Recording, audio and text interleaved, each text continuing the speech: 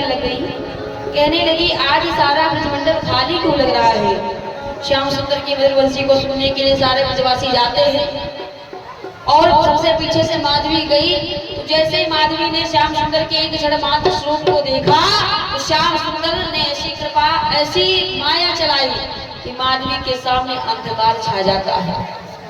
बार बार अपनी आंखों को मीचती है, कहने लगी प्रभु हमसे बहुत बड़ी गलती हो गई। मैंने अपनी मैया को वचन दिया था कि इस कन्हैया की सूरत को कभी नहीं देखेंगे, यही सबसे बड़ी हमने अपने जीवन में भूल कर दिया है। कहने लगी कि प्रभु इस सूरत को एक बार दिखा दीजिए। प्रभु ने कहा आपसे मैंने बोला था कि एक दिन ऐसा आएगा कि इस सूरत को देखने के लिए तू वंचित हो जाएगी, इस सूरत को देखने के लिए तू तरसेगी और इस सूरत को अगर देखना है तो तुम्हें पुनः जन्म लेना पड़ेगा। वही माधवी का जब जन्म हुआ तो मीराबाई नाम पड़ा। मीराबाई प्रभु की अनंत भक्ति करती है, प्रभु को अपना प्रियतम मानती है, गिरधर गोपाल मानती है। लेकिन मीराबाई जन्म से प्रभु को प्रेम करती थी, लेकिन मीराबाई के हाथ में लड्डू गोपाल की मूर्ति नहीं थी। कहते हैं महाराज केवल आपके हृदय में प्रभु का अगर वास हो गया तो दिखावा करने की कोई आवश्यकता नहीं पड़ती है। एक बार मीरा जी के वहां पर संत जी का आगमन हुआ। संत जी जाते हैं, उनके हाथ में एक सुंदर सी छोटी सी लड्डू गोपाल की मूर्ति थी। और जैसे मीराबाई ने देखा तो पिता जी से कहने लगी कि पिताजी ये जो संत जी के हाथ में लड्डू गोपाल की मूर्ति है बड़ी सुंदर लग रही है, कृपा करके से सुंदर सी मूर्ति को मुझे दिला दो। और कहते महाराज जिस द्वार पर, जिस घर पर, जिस आश्रम पर, जिस कुटिया पर एक सच्चे संत के चरण पड़ जाते हैं ना, वो घर पवित्र हो जाता है। अगर सच्चे संत के चरण आपके इस द्वार पर पड़ गए, मीरा के पिताजी कहने लगे बेटी वो संत जी हैं, उनके हाथ में लड्डू गोपाल की मूर्ति है और अगर उनके हम प्रभु को, उनके आराध्य को मांग लेंगे ना तो वो नाराज हो जाएंगे। संत जी वहां से जब चले जाते तो रात्रि का समय था महाराज। प्रभु ने संत जी को स्वप्न में दिखाई दिए। संत जी से कहने लगे कि जाओ और हमारे परम भक्त के पास में मुझे पहुंचा दीजिए। संत जी बड़ी प्रसन्न हो गए, इतनी अवस्था व्यतीत हो गई और कभी हमने प्रभु के दर्शन नहीं किए, आज हमने प्रभु के दर्शन कर लिया। मीराबाई को पुनः संत जी उस लड्डू गोपाल की मूर्ति को देने के लिए आते हैं। मीराबाई जब उस गिरधर गोपाल, उस लड्डू गोपाल की मूर्ति को पा करके बड़ी प्रसन्न हो जाती है, नाचने लगती है, झूमने लगती है और उस लड्डू गोपाल की मूर्ति का नाम जानते क्या रखा?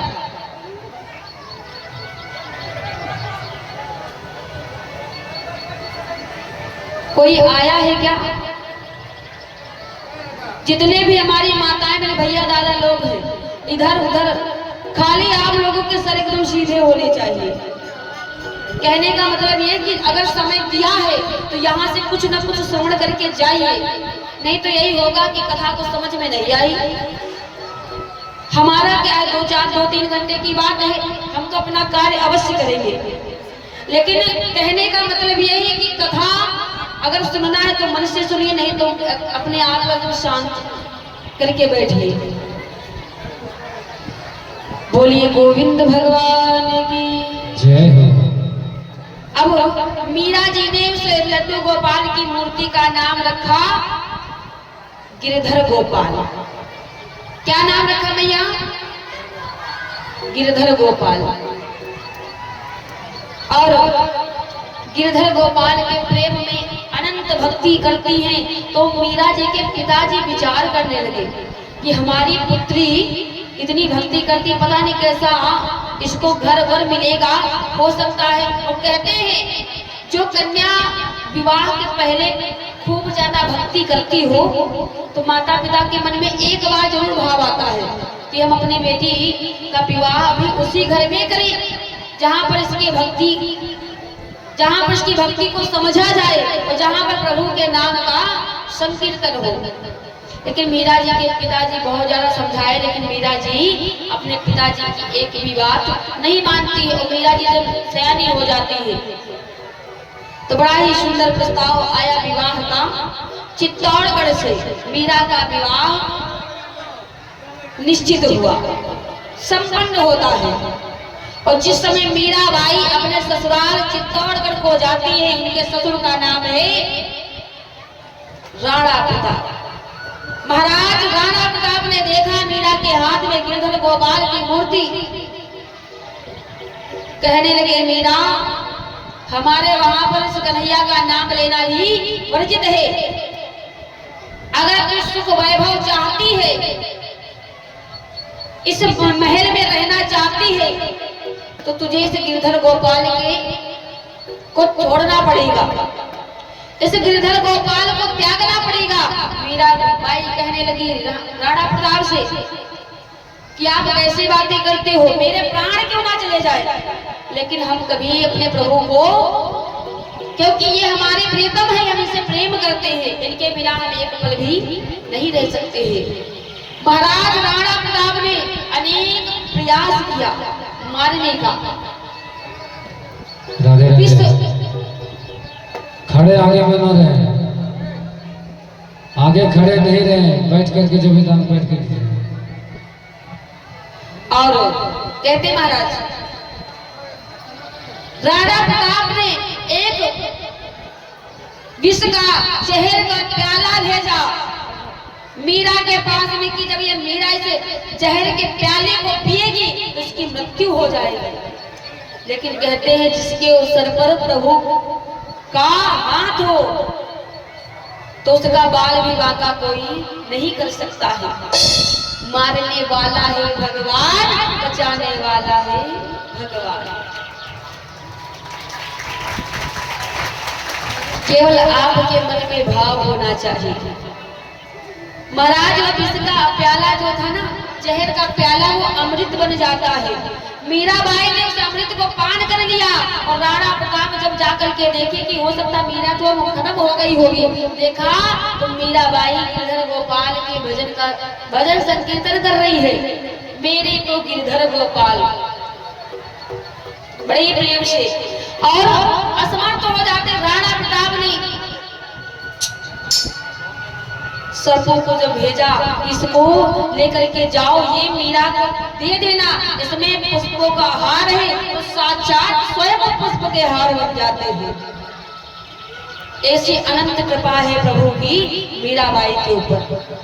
मीराबाई को धिक्कार देते हैं राणा प्रताप, कहने लगे मीराबाई अगर तुझे इस महल में रहना है तो इस गिरधर गोपाल को छोड़ना पड़ेगा। तो मीराबाई कहने लगी ये महल, ये शान शौकत, ये सुख वैभव आपको मुबारक हो, मुझे कुछ नहीं चाहिए।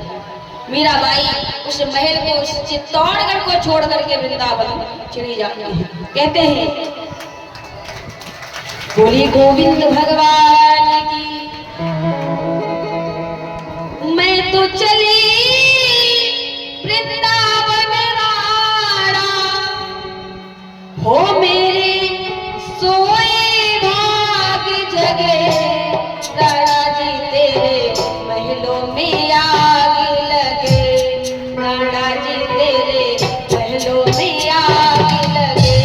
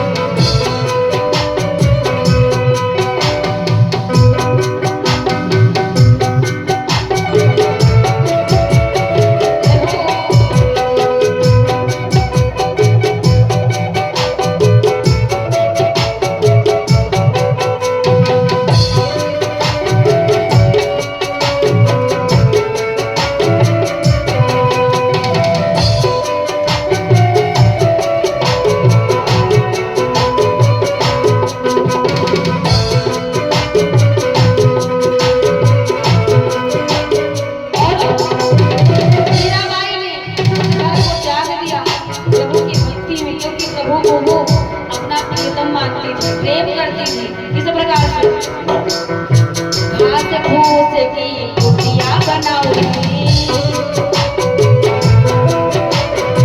सांवरिया का जाने मंदिर बनाऊंगी। घास फूस की कुटिया बनाऊंगी, सांवरिया का जाने मंदिर बनाऊंगी। जाने तुलसी के बाग लगे, गरज तेरे में आग लगे।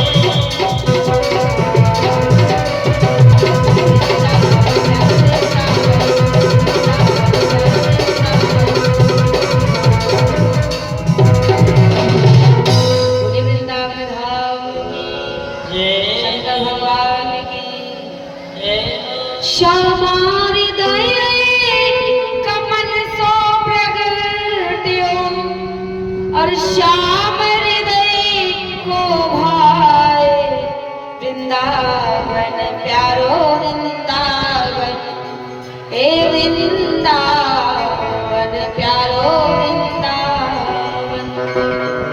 मीराबाई चित्तौड़गढ़ को छोड़ करके वृंदावन को चली जाती, अपना सारा जीवन प्रभु की गिरधर गोपाल के पाँव की भक्ति में बिताती है। थोड़ा आवाज बढ़ा दीजिए भैया। और कहते हैं महाराज, अगर आपको सच्ची भक्ति करनी है, प्रभु के परम भक्त बनना है, सच्चे भक्त बनना है, तो आपको ये मूल्यवान समय देना पड़ेगा। अगर आप समय का दान नहीं करेंगे, समय नहीं देंगे, तो प्रभु की अनंत भक्ति नहीं हो पाती है। क्योंकि कहते महाराज, प्रभु के सामने जाओ, प्रभु के रसिक बन करके, प्रभु के प्रेमी बन करके, और जब आप प्रभु के रसिक प्रेमी बन करके जाओगे ना, तो प्रभु अपने भक्त के ऊपर अनंत कृपा करते हैं, खूब ज्यादा कृपा करते हैं। क्योंकि प्रभु एक भक्त के सहारे हैं। क्योंकि अगर उनको सच्चा भक्त मिल जाए ना, तो प्रभु प्रसन्न होकर के एक भक्त के ऊपर खूब ज्यादा कृपा कर देते हैं। सभी भक्त प्रेम से जयकार लगाएंगे, बोले गोविंद भगवान की।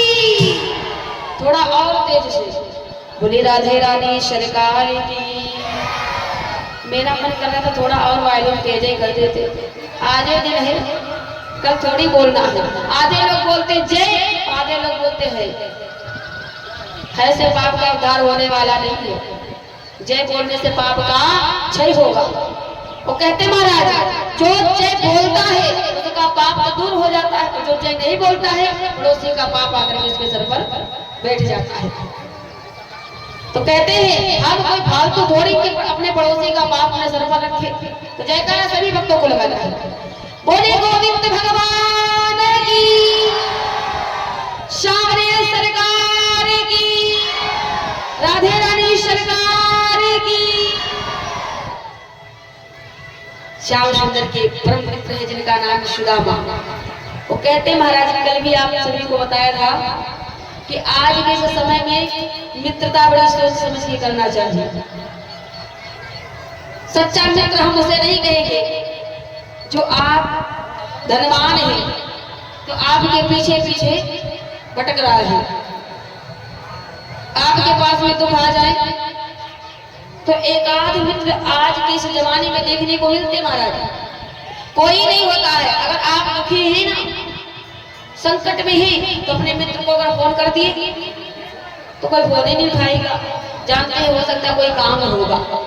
इसको हम सच्ची मित्रता नहीं कहते हैं महाराज।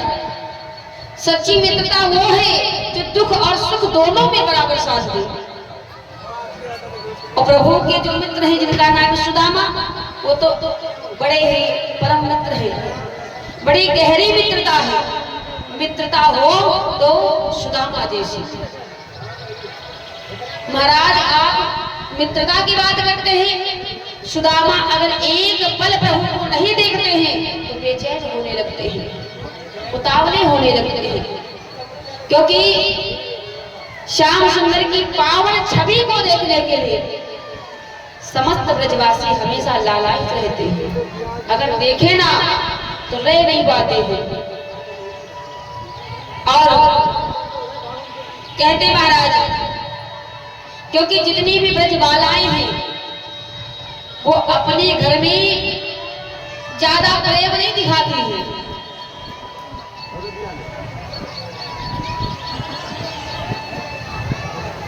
बोली गोविंद भगवान की। आज मैया लोग तो अपने एकदम बोलना है तो बोलना है, क्यों एकदम शांति बनाए रखे। और देखिए पानी और शरबत सबके पास आएगा।